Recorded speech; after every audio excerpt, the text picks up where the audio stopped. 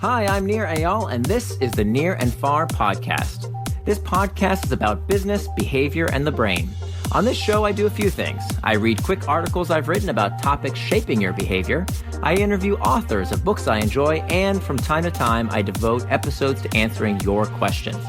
If you want to ask me a question, visit the podcast page on iTunes, go to ratings and reviews, and ask me a question by leaving a review. I promise to read it and possibly include your question in a future episode, so please, ask me anything. Now, enjoy the episode, and for more, you can always visit me at nearandfar.com.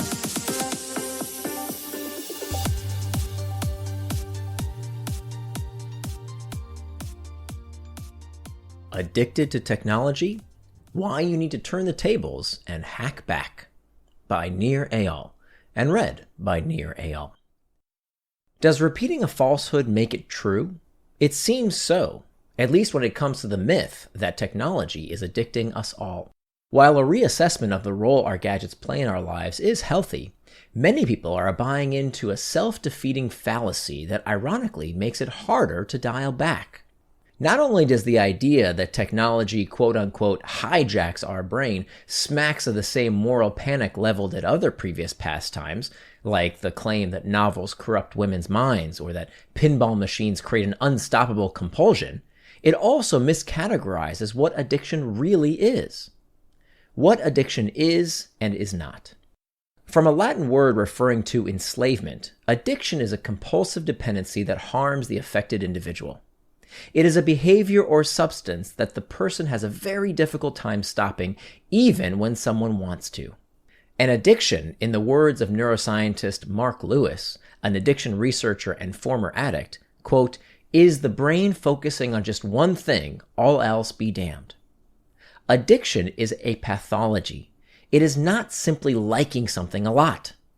In over a decade of researching, teaching, and writing about the power of technology to shape our behavior, I've come across many parents convinced their children are, quote, addicted to their phones. But when I inquire about the children's behavior at home, most tell me they regularly have family meals with their kids and that their grades at school are just fine. How can that be if they are using apps designed to addict them?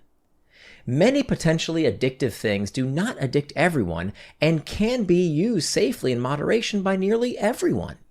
People drink alcohol, but that doesn't make us all alcoholics. Addiction is a matter of who is using, how much they are using, and the harm done as a result. It's never simply about the substance or behavior being used or abused.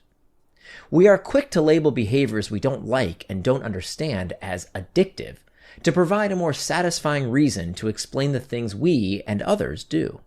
It's easier to say Netflix addicted me to binge watching and that my child is addicted to Fortnite than to admit I didn't spend any time planning something fun to do together as a family.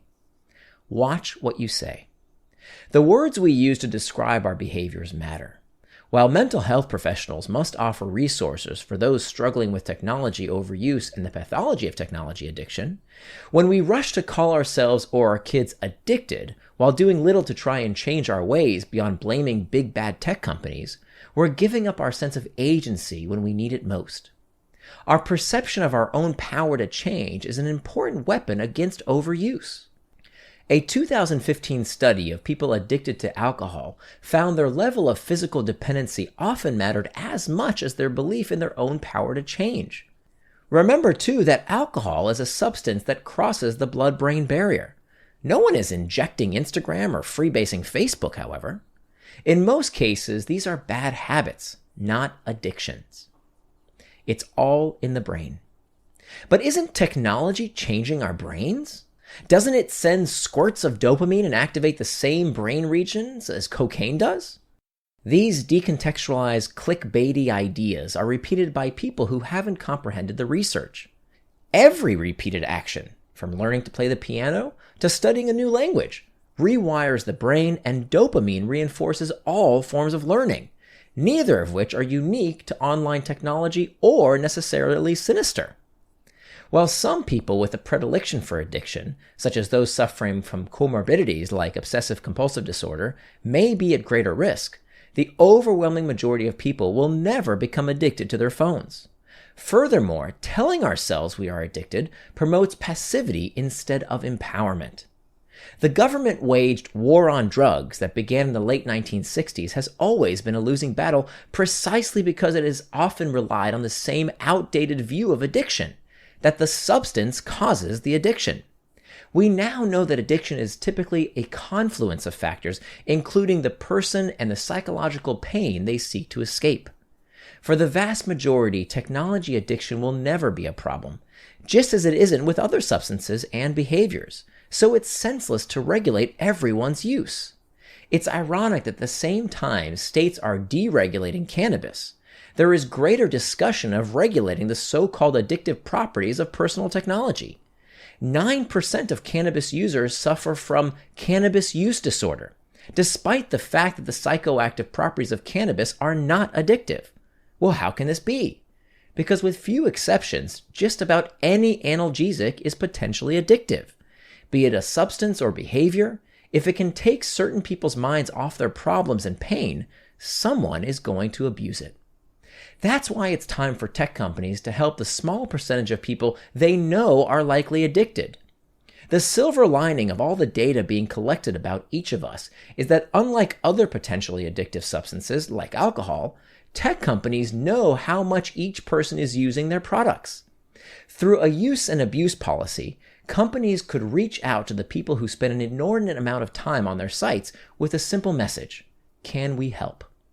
For most, it's not about being addicted to technology, but getting the best out of it. I've met with representatives from Facebook, Google, Reddit, and Snapchat, along with several other large tech companies to discuss this solution.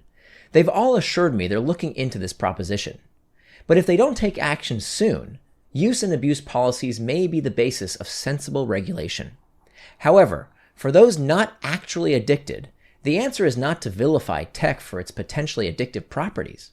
After all, we want the products we use to be entertaining, sometimes even habit-forming. That's what they're designed to do and why we use them. We like that YouTube gives us topically relevant videos and that Instagram helps keep us in touch with friends. We want companies to use the same tactics that keep users hooked to social media or online games to also help us form healthy habits with apps encouraging exercise or learning a new language. Products designed to be engaging isn't necessarily a problem. It's often progress.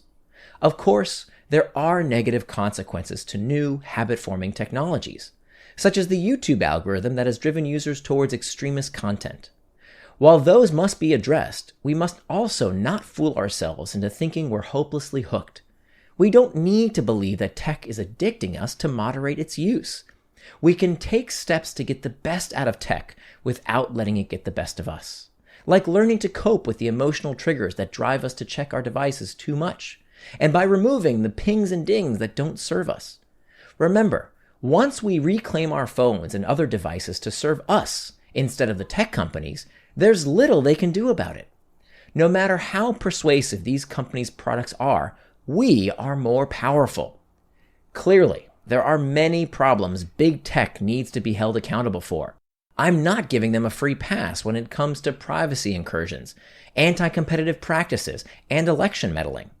But spreading the untruth that our devices are somehow controlling all of our brains actually plays into these companies' hands by making it so.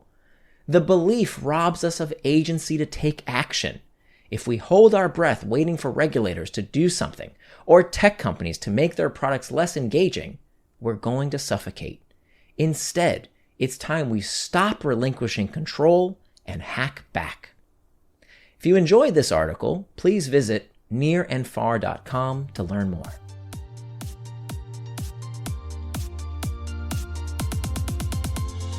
Thanks for listening to this episode of the Near and Far podcast. You can always find more at my blog, nearandfar.com.